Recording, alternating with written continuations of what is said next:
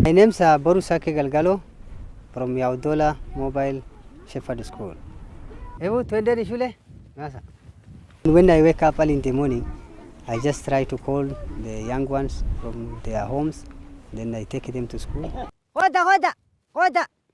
In fact, they are very much far apart, so I cannot go even up to that village and then call them. Unless they bring them, it will be a very hard task for me because it's even the distance is also what matters a lot. To the unaccustomed eye, Borusake Galgalo is no ordinary man. But for dozens of children in Bubisa, Marsabit County, Boru, a teacher, is more of a father. Every morning in the rocky, expansive lands of Bubisa, Boru moves from one manyata to another. He is a man with a mission to save children from illiteracy. For children growing up in pastoralist communities, mainstream education has traditionally not been an option. But in this hot, arid land of Bubisa, children are eager to exercise their right to education, literally. About 3 kilometers from the homestead is a simple tent, which acts as a classroom. It clearly stands out on a plain dotted with low-lying shrub trees. It is Yadola Mobile School. That is? Stocked with portable blackboard and chalk, Boru recreates a school setting. Male. He's determined to give his pupils a good start in life. The school was set up in 2003 to cater for pastoralist communities who often migrate in search of water and pasture for their animals, making it difficult for the children to enroll in formal schools. It was a very hard task for us to even make them come to school. But now they have now realized that this education is more of importance to them. Boru is a government-trained teacher who travels with the families. C for cat. He's expected to put up a school wherever they settle. E for egg. Being the only teacher, he ensures that children learn the basics of reading, writing, and counting. I always try to look for some companies to come and help me, but then they cannot cope up with the situation that I'm in now because the area is very harsh and the condition cannot even, there is no much kind of accommodation there. So that's why, really, because of the distance even from town.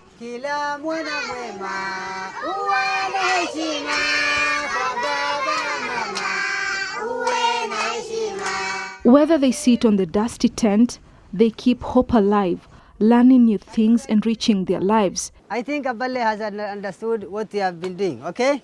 Every once in a while, they get to show what they have learned. Oh, very good. Clap for Aballe. Very fine. Teaching almost 2 classes at the same time. In fact, I'm teaching even the ECD and I'm also teaching the level 1 class. In fact, it is really a very hard task because after teaching all day long, in fact, I'll be very much tired even in the evening. The ability to learn has improved dramatically. All of the children from the village are now in school, and none of their parents went to school. 3, we plus 3 again. Huh?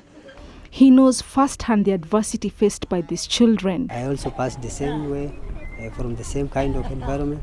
Then what I got, I have to share also with my little ones, young ones, come out of this kind of life.